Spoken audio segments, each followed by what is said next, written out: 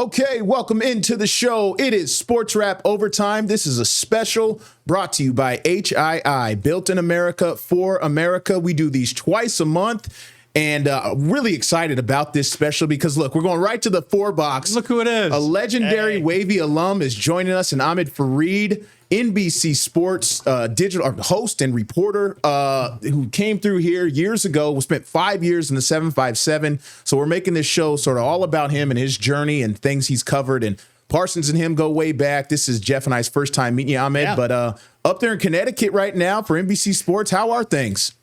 Oh, my gosh. Craig and Jeff, great to meet you. Yeah, Brian and I worked together for about 5 or 6 years when I was just starting out in the business. I'll be honest with you. It like talking to you guys and seeing Brian, it feels like coming home because it was the second TV job I ever had. The first TV job I ever had away from home. I grew up in Michigan. My first job was in Lansing, Michigan. And then I was like, all right, maybe I can do this around the country. Let's see. And so I flew out to Norfolk, first time ever. Met Bruce Rader. He immediately took me to the beach, showed me this is where you could live. Look at the ocean. We got sports all around. We got hockey, baseball, great athletes. I was sold instantly. I met my wife in Norfolk in Virginia Beach. And so, like, honestly, seeing you guys and new friends and old friends, it's great to be back. Let's just get the timeline right. So what was the 5 to 6 year stretch at Wavy? Let's make sure we understand. 06 to 11? Yeah, basically, I think end of 05 and then 06, and then I left to go to MLB Network. I was at MLB Network for the 2010, 2011 season. So I guess, yeah, in that gap there from 05 to 2010 is when I was there. And there was so much that happened. I mean, the Admirals were good. They had a stretch there. We had so many former baseball players that we just tracked in the majors with Kadire and David Wright and Ryan Zimmerman. Yep.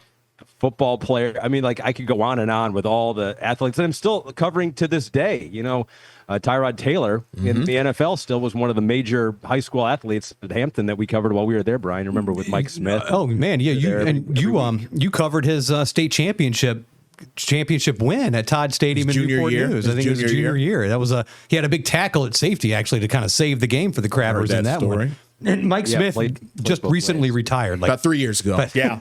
Mike Smith did retire, Ahmed, if you didn't know. About 3 years ago, I went to the retirement party, and he said he was hanging his cleats up, but he's still around, going to all the events. He's at every game. Yeah, he's at every game. And his players are all with them, too. It's crazy. It's funny, like when you were here covering all this stuff, it's still the same football teams, basically. It's still Oscar Smith. Yeah. It's still Phoebus.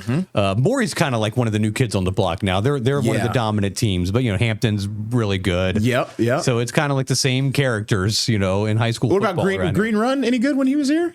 No, because Green Run's really good now. I don't remember Green Run. No, I don't think great. They weren't that great. I remember Lansdowne. So like Cam Chancellor went to Maury, right? Yep. Maury guy. Yep. But they weren't that good. They weren't like top level at that point. But things have changed, brother, since 2019 when they went 15. They're in the state title basically every year since 2019. Wow. And guys going to Indiana, South Carolina, Clemson. It's just top notch guys. Yeah. Do you remember when you went to cover the ODU in the NCAA tournament in New Orleans and they forgot to book your return trip back and you had to spend an extra day in New Orleans because they forgot to book your flight back? I didn't hear that one. Yeah, that would never happen today. Yeah. Yes, I wasn't pushing on that. I was like, hey, I'll stay another day. Hey, do they have a flight back? Maybe I just got to see. This is my new area of operation. No, that trip, I remember, was one of the coolest trips because it was like I just had a laptop for a lot of it. We had to like figure things out and how am I going to get it back? FTP. And all that was new back then. Yeah. It was all new. Yeah, it was all. We didn't even know if it was going to work. We were like, let's just go out there and we'll send it back. Like, how long will it take to send this back? It's like 4.5 hours. Oh, okay, we'll be ready for tomorrow after the game's over. But somehow we figured it out, and we did live shots too. Yeah, right? We must have booked those through maybe other affiliates that were there. Yeah. Right. Yeah. And ODU actually won a game. They beat Notre Dame and then they lost to Baylor. Was that at the Superdome or UNO? What was the? It was at the Smoothie King. Oh, it was at the Smoothie King Center. Yeah. Oh, Smoothie King Center was built back. I didn't even know that years ago. It was the arena. Must have been new right then. We covered them there. We also covered them in Massachusetts, I believe, too, when they Worcester, I believe. Worcester. That's exactly it. Worcester, Mass. Those Blaine Taylor years and covering them, that was some of the biggest stories through the winters that I can remember. When I was at Wavy. A lot of fun covering Blaine, and he his tenure ended there, and then Jeff Jones came in, and he was pretty successful for a while too. Went to an NCAA tournament, but they just have not captured that Blaine Taylor magic. No, from back when you were covering him, man. That was just that was a special time. Kent Bazemore, those guys. Yeah, I mean, those guys were redshirting, and those guys would never be around ODU anymore. They would be there for 2 years and then be off to 1 year, to a big school now. I want to get into more to your background. Let's just rewind the clock a little bit. Like you said, you're from Michigan. You end up at Syracuse, man. So I mean, most Syracuse kids I meet and I talk to in this business, like you're locked in with sports journalism from like something. What was pulling at you to go to Syracuse to transfer and start your sports broadcasting desires there? Yeah, I was a pretty good high school student, and I always knew, I was like, man, I want to get into sports broadcasting. Like a lot of you probably are like, why doesn't anyone else want to do this? I wonder if they thought, there were a lot of people that want to be a professional athlete. And I was like, I'm not quite good enough to do that. So maybe I can do sports in another way. And so, yeah, in high school, I knew I wanted to do it. I went to Michigan State my first year, and I got to Michigan State, and I go, where's the broadcast journalism program? And they go, we don't have so I think that's changed since then, by the way. That. I think it has changed. We've had two Michigan State interns, by the way. So yeah. Oh wow, that's great. Oh, Michigan people. I mean, they're great people everywhere, all around the country. Met some in Virginia and in Norfolk, but I feel like those Midwestern values really help. Hopefully they worked out for you. But yeah, so I went to Michigan State, and I was like, all right, well, if I want to do broadcast journalism, I probably should transfer somewhere. And I'm reading one of those U.S. News and World Reports, and it says, well, if you want to become a broadcaster, go to Syracuse. And so they're like, Mike Tirico's gone there, Sean McDonough, Dick Stockton. They're like, all right, let's try to do that. So luckily I was able to transfer in, went 3 years at Syracuse. But even after that, it was just like, all right, how am I going to break into this business? You guys know how difficult it can be. And so it was 100 resume tapes later, finally got the job, about an hour away from where I grew up in Lansing, Michigan, and then was there for a year. That station shut down because like local news is, it's always in flux, it feels like. So I was like, all right, now I got to get another job. And that's where I met Bruce and Brian and worked out with you guys for 5 years. And I honestly say this, people ask me, they're like, was it always your dream to kind of go NBC Sports, MLB Network? And it's just like, I honestly would have stayed in Virginia Beach forever. Like I liked it that much. I liked the station. I liked the people I was working with. It was a rewarding job. I got to go out and I got to cover a whole lot of different stories. It was just about 3 years into my tenure there, I got a agent that called me up and was like, hey, I'm an agent that looks out for, up and coming talent, and I'll pitch it at certain places. And so he ended up pitching me to MLB Network, which is how I got an interview out there and then took that next leap. But I loved my time in Virginia Beach to the point where I was like, I met my wife here. I might just stay here. I might be the next Bruce Rader, but that wasn't going to happen because, Craig, you were going to come along anyway. So years later for all of us. Yeah, yes. Man. No, that's crazy. I always love to hear the background.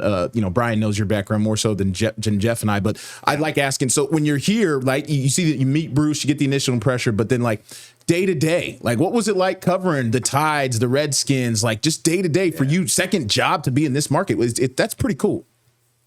It was really cool because, as Brian knows, there was a whole lot of freedom back then because Bruce and Chris Reckling, they were doing mainly the weekday and the weekend, and Brian was helping out on all those shows, and I was doing the weekend Sportswrap, which was a huge opportunity for me. It was like for a kid, that second job to get 15 minutes a night covering sports. I mean, there is not that kind of practice anywhere else, I don't think, in the country, and so that was huge for me. And so that was on the weekend, but then it was 3 days during the week of thinking, what am I going to do? And Bruce and Brian and Chris basically gave me the freedom to go find my own stories, go do a local story. And Brian and Bruce were so huge on that's how Bruce kind of became popular in the area, is that he would cover some of those stories, the Norfolk States and the local stories that maybe other people would bypass for Washington sports or whatever, Virginia Tech or Virginia. Even though we still did cover that, it gave me a chance to go out and find those little stories at the high school. And I loved it because I loved just picking up a camera,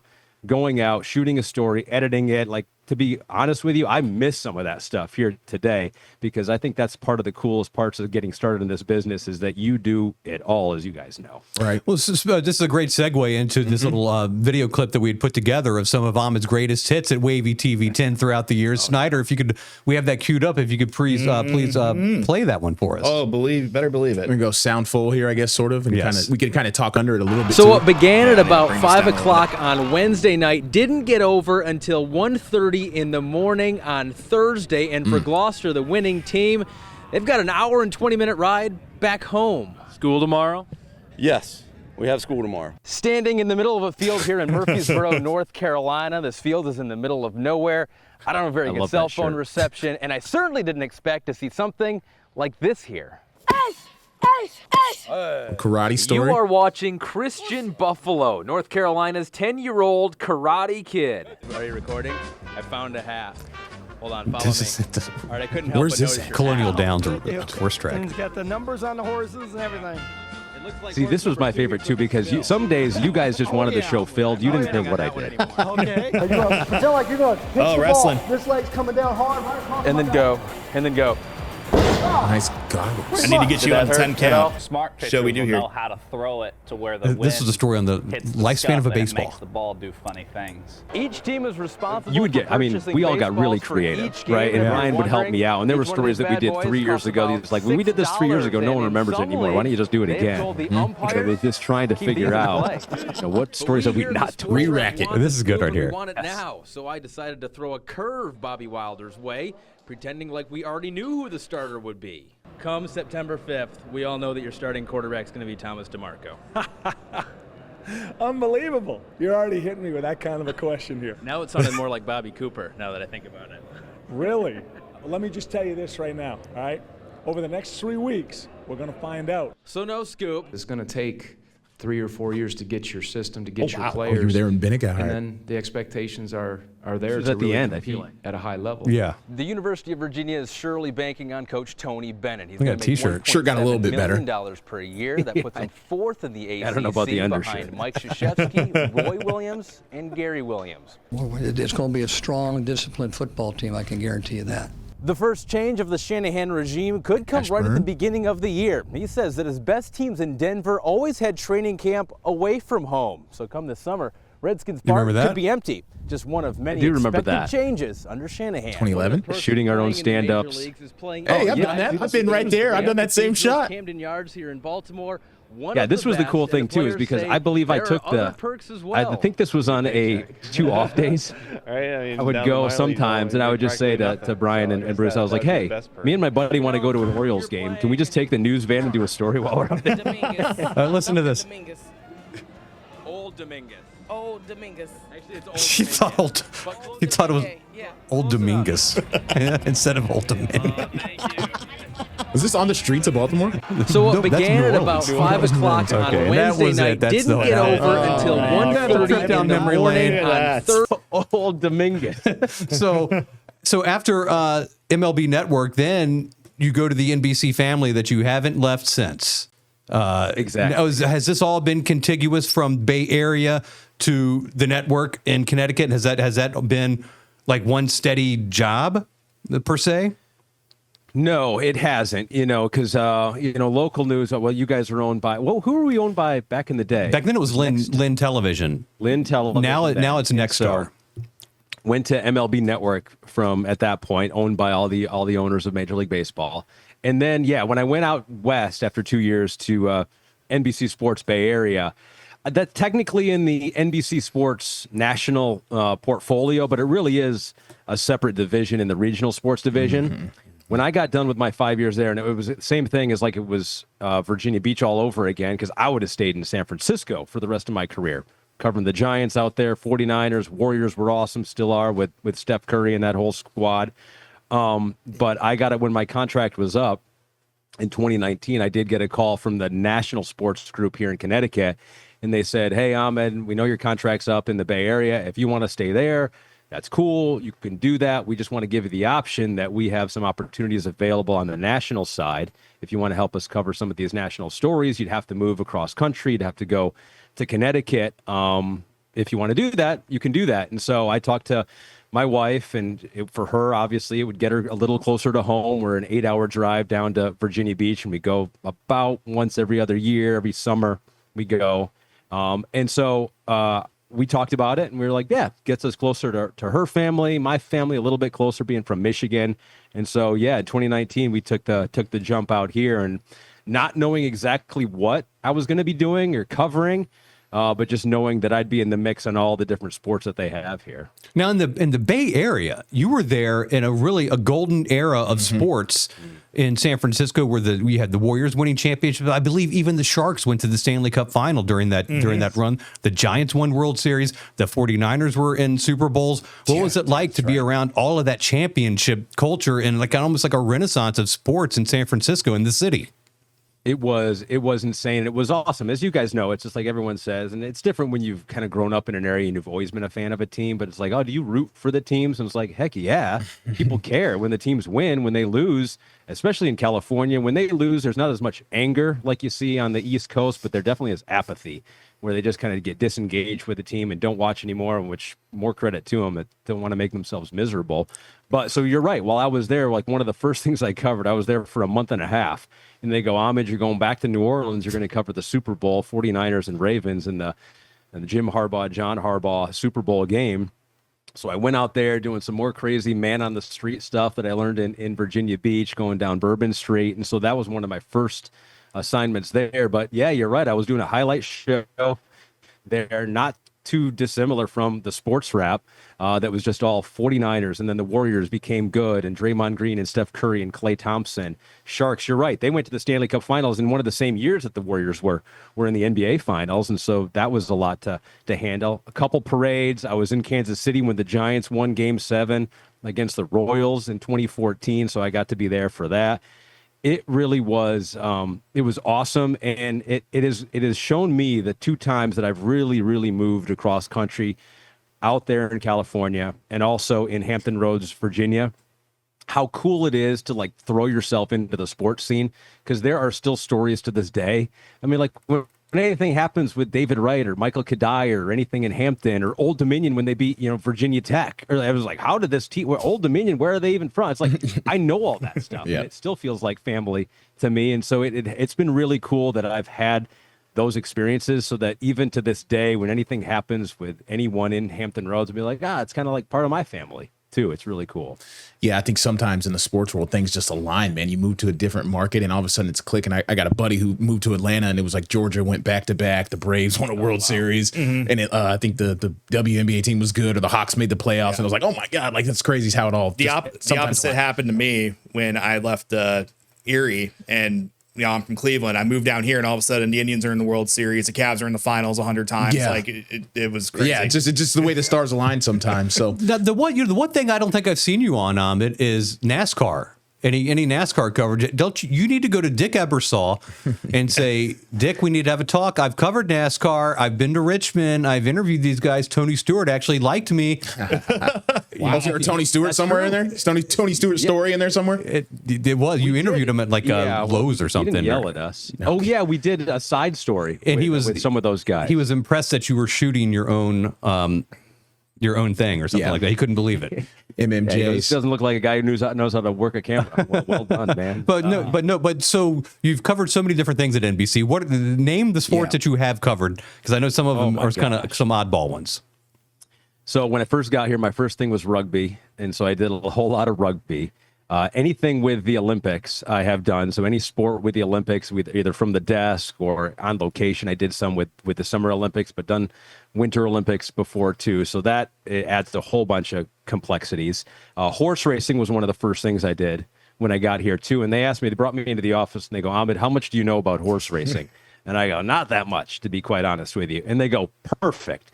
And I go, I know TV. I know that's not perfect, actually. And they go, no, it's like, we want you to be curious, and we want you to be the voice of the fan who's watching and ask the questions that people at home might want to have answered. So I was like, all right, I can do that. And that really is kind of the mentality that I've used at NBC. So covering the rugby, covering the Olympics, covering horse racing. I did some Tour de France around COVID when we had an issue. I've done the NFL. I've done college football. I've done college basketball. We have NBA coming up, which I'll be a part of here too. I think that's all of it. We'll get to that. You know what that makes Ahmed Fareed? That makes Ahmed Fareed the Jose Akendo of NBC Sports. Right. Yeah. Do you know what that reference is, Ahmed? Yeah, I mean, like it can play any different position. Jose Kendo played me that. He's not the first person to call me the Jose Kendo. Actually, you are the first. He played all 9 positions in one game. Right. In one game. So Mike? So a couple, was it last year or 2 years ago, where Mike Tirico fell ill or whatever? He wasn't able to make the Kentucky Derby. Yeah. And then, are you just waiting? What's the process? As they call you, you're going to be filling in. How much notice did you have? This was just, it was a 2020. It was 2020. Yeah, it was just a few months ago. Yeah, just a few months ago. I got it right here in front of me. I just looked it up. Yeah. What's the process? What's going through your mind? What are the nerves? What's the anxiety level, knowing you're going to get the call to do this? Yeah, they always have an Ahmed Fareed on standby. That's what NBC Sports has learned, just in case. No, so it was May, and I've been covering horse racing, so I was there already. I did the show on USA Network. It was a 2-hour show before I hand it to Mike, and we've done this the past 3 years or so. And so I'm getting my microphone off, and we're about to transition from USA Network to NBC, where Mike takes over, and then I go into the field, do some reporter stories from the infield and whatnot until the race is over. I'm taking my mic off and everything.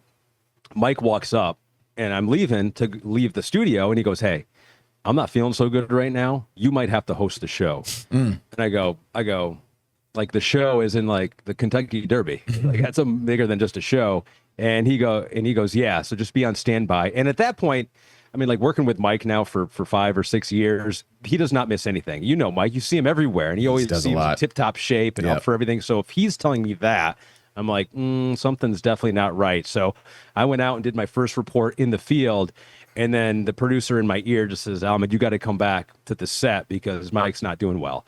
And so I didn't know what was going on at that point. I go back to the set. I sit down. I mean, the commercial breaks are only 2.5 minutes, and so it's just like, all right, what's this segment? We got this coming back on prompter. We're talking about this horse and this horse. Luckily, I was covering the Kentucky Derby and the road up, or else I would not have been able to do it. But so I was familiar with the content, just not the structure of the show. And so basically every commercial break, I'm saying, all right, what's in our next segment? And they had some written in the teleprompter. Some was just ad-lib discussion with my analyst. And so that was just the process. Every commercial break, all right, what's next? What do I need to know? Nothing else matters at this point. And one of the commercial breaks, I was like, all right, what's next? And they go, your interview with Carmelo Anthony, announcing him as the lead analyst for the studio of NBA's return to NBC. And I was like, all right, I'll meet Carmelo Anthony for the first time on TV. Hey, what's up, man? I actually met him before. Yeah. Exactly. What's up? Hey, my name's Ahmed. I'm interviewing you during the Kentucky Derby right now. So I just got through it. And like, maybe you guys have been in similar situations where when you have like a month to get ready for a big thing, sometimes that freaks you out even more, and you start, nitpicking on certain things, and you over prepare. I didn't have that luxury here, but it was also a bit of a benefit because it was just like, hey man, make the best of a bad situation, go in, be loose, be conversational, get the stuff done. And so luckily by the end of it, my bosses were complimentary, and the show did not crater and blow up. And so no, it was a memorable experience. Is not how I would have thought I would host my first Kentucky Derby, but I was glad to be able to step up in that situation. Just, ode to one of the greats. I mean, how good is Tirico? Like, I mean, he's just, we've all been in this business long enough, and we're like, nah, that's not it. We don't, this person don't like this. Tirico, I don't think anyone's ever said they don't like Tirico. I feel comfortable listening to him. That's I think that's the biggest compliment you can give somebody on television is like, I feel at ease and I'm comfortable watching. I've never heard anybody in this business say anything like, "Oh, I don't like Tirico." Everybody likes Tirico. So he's the best. I'll give you a couple behind the scenes with him at the Kentucky Derby when he wasn't feeling well, and it was a nut allergy. If you guys haven't heard, yep. And he hadn't had one of those in a while, and so it kind of snuck up on him. But he was fine by about like 9-10 o'clock that night, and he had texted me. He was one of the first people to text me after the show and be like, "Hey, great job, awesome stuff." And that's just the way he is. When I first started covering horse racing in 2019, I get a call on my phone, and when I'm at a parking lot, and it's like, "Oh, Mike Tirico is calling," and he talked to me for 45 minutes about, "Hey, this helped me when I first covered horse racing. This is what you want to know." He is like a father figure to a lot of us. He likes being a mentor, and he's really good at it. And so he has helped not just me, but a lot of different people at NBC Sports. But on that day, when I got up to the set, and I'm getting the mic on for the first time, they're like, "Ahmed, you might have to host the rest of the Kentucky Derby." Mike not doing well. You can tell he's like sweating. His eyes are a little bloodshot. He comes over, He hands me his notes. He hands me a folder of more notes. And he's like, hey, if you need this, this is all you'll need right here. And then he goes back and sits down with like the medical professionals that were with him. So I always say, even in his time of distress, he was trying to help me out, help the show out. And yeah, you're not going to get anyone to say a bad thing about Mike because he is that guy. Right. He is that guy. So good at what he does, but also wants us all to succeed as well. Love that. Love that. What an interesting time for NBC Sports with the NBA coming up, with the Super Bowl coming up, with the Olympics coming up. Yep. Everything. I just think I saw something with the Big 12 basketball package that's going to be on Peacock that was just announced today, as a matter of fact. So NBC very active in the sports game. How in the world, what's the pressure like? I know it's all hands on deck, obviously, because right around simultaneously, there's going to be the Winter Olympics, the Super Bowl, and the NBA All-Star Game are going to be happening all around. They're also relaunching NBC Sports Network. The same time. This is some heavy stuff. What is your role with the NBA, and what's the excitement of all of this happening at NBC? Yeah, we all look around. We look at our bosses. We go, we got enough people. We got enough people for this, and they're like, we'll be fine. So no, it's awesome. It's just like I always say this, and you guys know this too. It's like TV. It feels like it's either you're doing way too much and you're stressed out, and you're like, how am I going to get all this stuff done? Or it's like there's too little. Like we lost the NHL, and then everyone's freaking out because we're like, wait a second, are we losing all our sports here? What are we going to do? So we're in the too busy part, but I would rather have that any day. So yeah, we have within 10 days, we have the opening ceremony for the Winter Olympics. We have the Super Bowl, and then we have the NBA All-Star Game, all going to be on NBC. And so we will be busy. I think, we're still trying to figure it all out right now, but I do think I'll have a little bit of a role with the Winter Olympics, whether that be in Italy or here in Stamford. I do think I'll have a role with NBA All-Star Weekend. And then I might have a role back with the Olympics after that. We have a whole NFL side that will do the Super Bowl and then help out with the Winter Olympics. And so it's really cool. It stresses you out because those are such huge events that you feel like you couldn't study long enough to know everything you need to know going into it. But we're going to have to figure out a way to make it work. And I'll give us a lot of credit. I think that we do a good job of making these big events feel big. And so a lot of that is the production that's going to be taxed during this time. But talk about a once-in-a-lifetime experience and just being able to do all that stuff. Hopefully we can handle it all, but I know that they've been thinking about this for so long. And then you got the LA Olympics coming up in 28 that we've been thinking about for so long. Yeah. So confident that we can pull it off, but it's going to be a crazy 10-day stretch for sure. That's a big picture thing. Let's go a little more micro here, Ahmed. Let's what are you focused on? Like, what does a typical week look like for you? I think people will be curious about that. Like, what are you focused on? Right now it's Tuesday, but like, what does a typical week look like for you? Building up to whatever event you got going on. Yeah. So it really does change as the year goes on. Once we get into horse racing season, I'll do the Road to the Kentucky Derby shows, and so we got to prepare for those all week. But right now specifically, I did do the Chris Sims Unbuttoned podcast for 5 years. I've just recently stepped away from that as we started more college football and some NBA stuff. And so my typical week right now is I have college football meetings because we have the Big Ten package, the primetime game on NBC. And so we just had a meeting before we started talking here. And so we have a meeting midweek. We have another meeting on Friday where we all go in to make sure we have all the elements. Where's everything going to go here? Halftime show for our Peacock game. We have Michigan State, Indiana earlier in the day. We have Penn State, Iowa in our primetime game along with USC, Notre Dame. So it's like there's a lot of different elements, a lot of different stories to be told there. So we have a couple meetings during the week, and then Saturday basically from 11 a.m. until 11 p.m. midnight, we are in the studio doing pre-games, half-times for all of our different games, sometimes a triple header as it will be this week. And so that keeps us pretty busy for a lot of the crew. Starting in the middle of November, I'll start doing my NBA responsibilities, which will be the Peacock exclusive games on Monday. So we will have those. I'll be part of the studio team there with Tracy McGrady, Carmelo Anthony, Vince Carter, Brian Scalabrine, Jamal Crawford. It's a really star-studded team. And then you throw Ahmed Fareed. But so I'll Crawford's really good too. If you haven't seen even Jamal Crawford breaking down basketball, it's actually incredible. Yes, he'll cover some games too with Tarico and Noah Eagle. So that'll change the schedule going into mid-November, and so I get a little bit busier there. But like it's a little like, I guess when I was in Norfolk, Virginia Beach, every week was different, but it kind of had the same cadence. Right. It's different here because as the seasons go and the sports start and end, it's like no month is really like the previous month, which is really cool and also a little stressful because you really never get into a routine. Yeah, I've seen you fill in for on hosting Football Night in America a couple of times. Was a scheduled break for the normal host when you filled in? How did that go down? Yeah. Brian's like, who got sick? Well, what's going on here? Who's ill? Who's ill now? No. So those were a couple times Maria was on the road, and so I hosted in studio. And then it was 2 years ago or a year and a half ago, Maria was pregnant, and so she was on maternity leave, and I finished the season for Maria. And so, yeah, that is the cool thing is that I live 20 minutes from the studio, moving out here.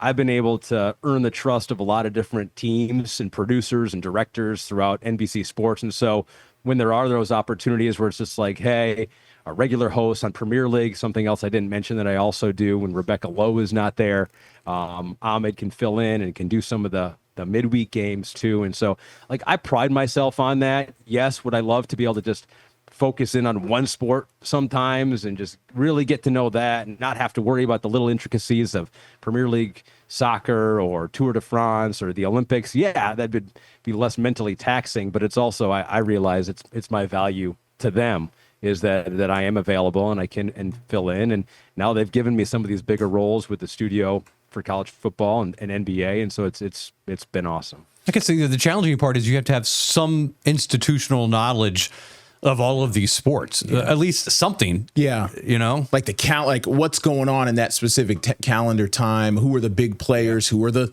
up and comers? Who are the under the radar? It is a lot. It sounds like even rules. I mean, I don't know all the rugby rules. Oh, no, me either. No, not no. At You're all. right. You're right. It's just like that's what I said to them when they said to me, "Hey, there's no stupid question with horse racing." I was like, "Yeah, I could probably find a few. Like, are the gray horses faster than the brown one?" Like, you probably don't want me to say. What's a furlong exactly?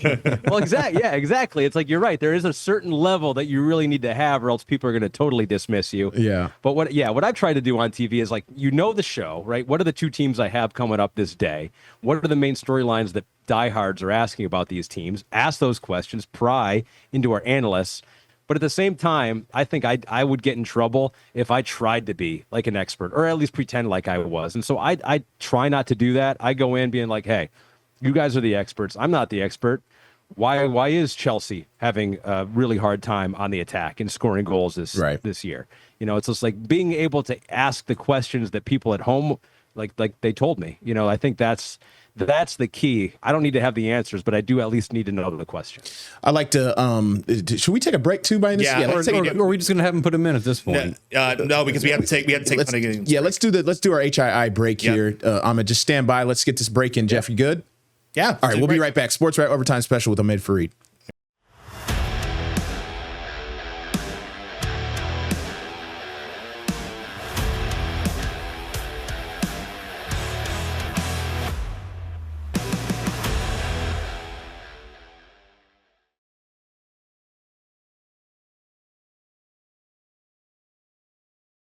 There we go. All right, we're back. It's a Sportswrap Overtime Special with a special guest, Ahmed Fareed. All right, I got a little top of your head game. Brought to you by HII, built in America for America. I got a little top of your head game here. We play this in the office, like always, like when we talk top five or whatever. Like, how about top five sporting events, man? You've covered, you've been there. Like, what are the top of the head five moments in your career that are just seared in your brain that you loved? I thought you were going to ask me top five in my wavy days. No, just in general. Just in general. That big Phoebus game, you remember? I think Richmond, covering a race at Richmond. Okay. Would be up there. Virginia Tech at UVA would be up there. Oh, Virginia Tech Thursday night against Matt Ryan and the number 2 Boston College. Yeah, we queued that up a couple weeks ago. Yeah. That was a big one. a Norfolk Admirals game when they were selling out Scope, when they had their massive win streak. I forget exactly how long it was. I think it was an AHL record at that point. That was a great environment. Okay, as far as any other ones, I think Game 7 of the World Series is up there for me with the Giants, Madison Bumgarner, the Kansas City Royals. That was awesome to see it. God, that was a 7-game series. I was anchoring that. I was anchoring that night. That's when Panda caught it on the third baseline to win it in foul territory. Was that Game 7? Exactly. Yeah, I was anchoring that night in Eugene, Oregon. I did that. Yeah. Because what was his name? Aaron Gordon, I think, was at third after one of the hits, and so the tying run at third. But won it there. So that was cool to see that in person. Like, obviously, the Super Bowl being there was awesome. But I'll be honest with you, like, covering a Super Bowl, no, I don't think it's like there's so much media there. I feel like it's just like, man, I probably would have a better idea of what's happening in this game if I was at home watching it on my couch. I mean, it was cool to be there, and I'm never going to complain about that. Paris Olympics, being there and seeing the city and the way it was all dressed up for the Olympics, and I think for us as a company being like, oh, the Olympic magic is not like dead. It's still around, and people still care. That was cool. NBA Finals in my Lansing, Michigan days. The Detroit Pistons won the NBA Finals while I was there. Okay. I went in the locker room as a local reporter with the camera and everything. Kid Rock was in there, and he had the trophy, and he was getting doused with champagne, and so that was amazing. And I would also put my MLB Network runs of covering some of those playoffs and being in the clubhouse when they were dousing everyone with champagne, and just to be in those environments. Like, these players work their whole lives to have that moment, and then here comes a journalist, Ahmed Fareed, just sweeping in and getting to experience that. Like, being there and like looking around, be like, I can't believe I'm here right now. Those are the ones that stand out in my head. Going back to Paris, were you in attendance for the gold medal game between USA and France, or did you do it from the studio? You watch from the studio? No, that was the one time. So I was working the whole. I mean, the Olympics, it's like it's awesome to cover, but it's like those are such long days. And by the end of it, you're just like, I'm ready to be done. Covering the Olympics. It's an honor, but I'm ready to be done.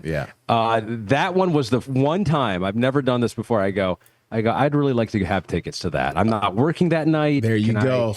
I went up the chain, went to my boss, be like, I've never done this before.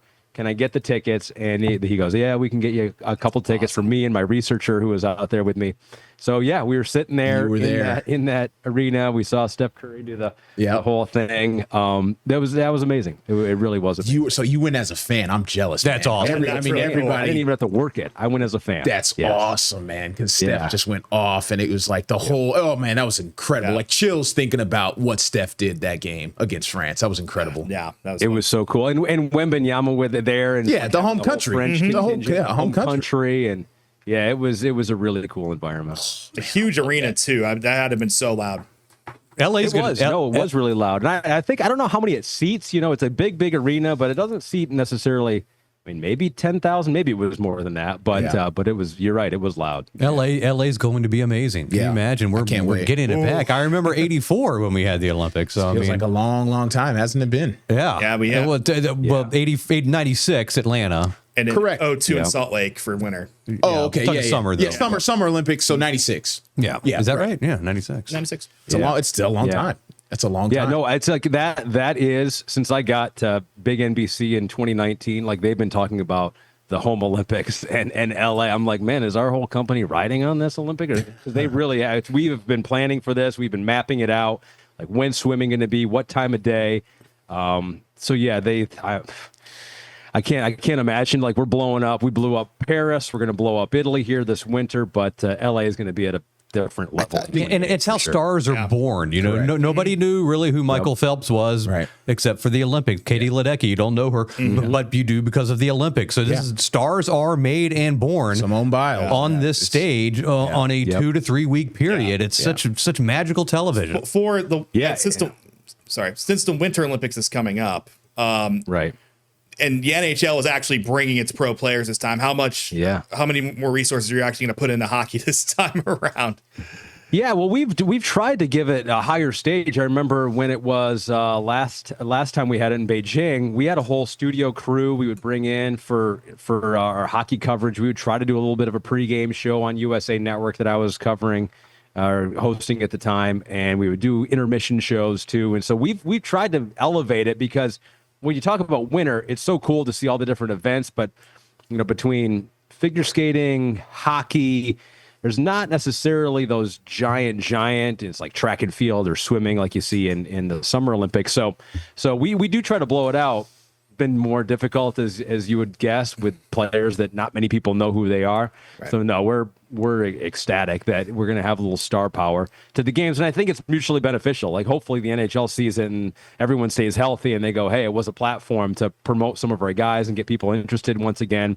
Because I think the Four Nations that they did last year showed that this format, country versus country, really does work. Going back to I think briefly, probably after you were done with Wavy, was when Grant Holloway started making his rise in the 757, and then on his way to Florida, and it was someone that's obviously very familiar. Well, you covered LaShawn Merritt when he was in high school, I believe. Yeah, we did. We covered LaShawn Merritt. So was he? Did he run in college? He ran 1 year at ECU, but I think you covered him when he was literally in high school, because he was just dusting these. We have footage of him running in high school. He's dusting these kids. It was on my resume tape. I remember it. I'm standing at the set, and behind me in the monitor is LaShawn Merritt wearing his gold medal from the Olympics. And so, that one was crazy. He was such a nice guy, too. He was really accessible, and I think all the track and field stars realize that the time to shine is limited to around the World Championships and Olympic times. But no, he was super nice, and it was, it's just crazy thinking about all the different athletes, Brian, that we had, because I know you've been there and seen a lot more come through, but in that 5-year span, it was some of the, not only like best athletes in Hampton Roads history, but you're talking LaShawn Merritt's got some world records at the times and doing things on the track that no one had done before. And so and Grant, every time I see someone in track and it's just like, oh, they're from another one from Virginia Beach. It's just like, the pipeline continues. Yeah, I did a story on LaShawn last summer, caught up with him. He's coaching youth camps now all over really kind of the Eastern Seaboard, and he's was trying to get it off the ground. It was great. And then we did a whole Olympic catch-up piece with him. Where are they now? We called it last summer for the Olympics. So it's great. I got his number and everything. So LaShawn is great. People. Yeah, he does community outreach events still in Portsmouth and everything. Such a good guy. The one time he came here to do an interview with us, and he forgot his gold medals, and he said, I'll be right back. He went home, got his gold medals, and came back to do the interview. Francine McCrory's always around too. She's in every Hall of Fame you can imagine at this point. But so she's always around. It's great. And then Grant is just awesome. Man. Are you in the Hampton Roads? What is it? Hampton Roads Sports Media Hall of Fame? Is that get that call? Is that what's going on here? No, I gotta, I haven't gotten the call yet. Maybe you guys know some people. Maybe we know some people. We know a guy. Push some buttons. And, we know some people that might be getting that call eventually. I'm in the Sparta, Michigan Notable Person Hall of Fame. Oh, so I did make that one. Is that like through the city? That's through the city. Okay. Through an organization in the city. Yeah. So Larry Carter, shout out to him, got me in there. And so now I'm a notable person in my own hometown. Now, Sparta, Michigan's a town of 7,000 people. Heck yeah, so it is. It's like everyone has won that award that has ever lived there. But no, that's the one that I'm in so far. So who do you root for? What are your at your core? Who are your teams? Like, are you like Lions, Tigers, or where does it work? Yep, all those teams. Okay. Lions, Tigers, Pistons, Lions, Red Wings. Tigers, Pistons, Red Wings for sure. Okay. Michigan football, still Michigan State football because I went there for a year. Right. Basketball for both of those guys. I'll root for both Michigan State, but yeah. And then I've adopted the West Coast teams, the Giants. I still know some people out there, and so I root for them. And then you do start rooting for people like you come in contact with some of these athletes, and you're like, oh, I'll root for them. It's just like we did when we were there. Michael Kadire and the Twins are like, oh, I'll root for the Twins and the Mets and David Wright and all that stuff. And so you end up rooting for everyone. You can never lose. Was Princess Anne girls basketball winning state championships back then? Does that ring a bell? Princess Anne? No, I don't. I don't remember that. They've won. It's been a 15-year run now. Yeah, they've just been absolutely nationally elite. It's like 14. They've won 14 out of 15 state titles. Yeah, it's pretty. It's getting pretty crazy. You know, the funny thing is, I don't remember covering a lot of girls basketball. Boys basketball a little bit. I'd go to the state finals. I remember Dorian Finney-Smith being one of the major guys who's still crushing it. Yeah, still he's with the Rockets, I believe. Yeah. He still does a lot of community outreach every year. He does a whole basketball camp right here in Portsmouth, and we've caught up with him over the years multiple times. So now he's on a contract. Although the biggest star that ever came back that I ever interviewed was Allen Iverson. I remember that being like, I was just like showed up to his event that he was making an appearance to. I think he was an hour late to the event, but I was going nowhere. I had nowhere else to be, and so we got there. All the kids like huddled around him. Yep. It's just like, man, it's just like all these names are now coming back to me. But now I think Allen Iverson might have been the biggest star. He's the one. He is much more accessible. These days than he was then. He's really cool. He's grown up a lot. He's matured a lot. He's doing the press run right now because of the memoir, the book. He's very visible to the community. And he's got the book, so he's doing all the press run. He's coming back to the Hampton Coliseum to do a whole signing and everything here in the coming weeks, I think, right, Jeff? So it's a couple weeks from now, I think. Yeah, it's just cool to see him become, the 50-year-old guy that has kind of matured into the elder statesman of the league, and knowing that he has a role that kids are looking up to him. Yeah, and I think he's delivering in that role. Cultural wise, we always say he's the one, man. When it gets to this area, I mean, it really don't get much bigger in terms of cultural significance. He's the one. The guy. It felt like that back in the day. It really. Oh, it's still that way. It's still that way. He walks into a room. He walks in a room. It's everyone's. All eyes on him. So we cover his. He does a holiday showcase every year for 2 days. I think with the high school basketball, they play from like 10 a.m. to like 10 at night, and he shows up at the last game. Everyone takes pictures and does things. I'll tell you a bummer from our perspective, Ahmed, that you didn't experience this like we are experiencing now. The top tier high school players are going to academies. Yeah. And we don't even get to see them play anymore. Yeah, sometimes. They're going to IMG. They're going to these big super academies. Yep. And Oak Hill. Yeah. Yeah. I mean, after ninth grade. We didn't have that. They were all different times. Percy Harvin was one of the first stories I did when I got there. Yeah. It was him. And he had a teammate too. Damon McDaniel. Damon McDaniel. That's right. Yes. Yep. And his son is now a player in the high school ranks. Yeah, Percy, man. That's what happens. You hear people talk about Percy all these years later. It's like the most electric athlete they've ever seen. So Cam Newton on his podcast talks about that a lot, actually, because his time in Florida. We got an old interview with Percy, and he says, yeah, my mom wants me to go to UVA, but nah. He's a different guy. Yeah. He definitely is. All the way through his pro career too, a different guy. Yeah, well, I know he was the guy. It's like physically, when you're talking about physically gifted, right? Right. It's just like Michael Vick. It is Percy Harvin with his speed and what he could do. But then Ronald Curry back in high school. I remember, Brian, you would always pull out those tapes and be like, "You think this guy's good? Let me show you this guy and what he can do." I still do that. Still do it? No, I had to learn right away. Like I knew who he was. I didn't know the high school career as much. Like I knew the Carolina stuff, but now he's in the Raiders stuff. He's the quarterback coach for the Buffalo Bills. Yep. Although that's not a great thing to say right now. It can only go wrong. Right? Like, what'd you do to Josh Allen?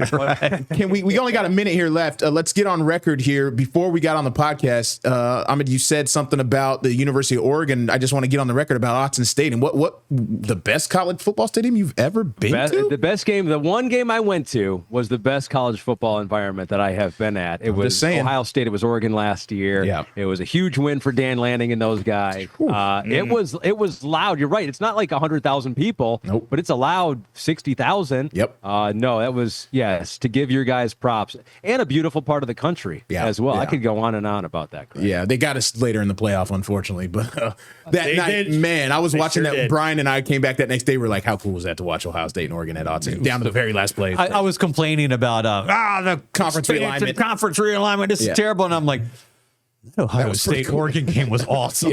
In the middle of the regular season too. That's what's so cool about it. So anyway, man, this has been about it. We're not complaining about that. It's given us some big games with USC and Oregon, and it's crazy. But this has been really good, man. This is awesome. Glad we finally got a chance to catch up.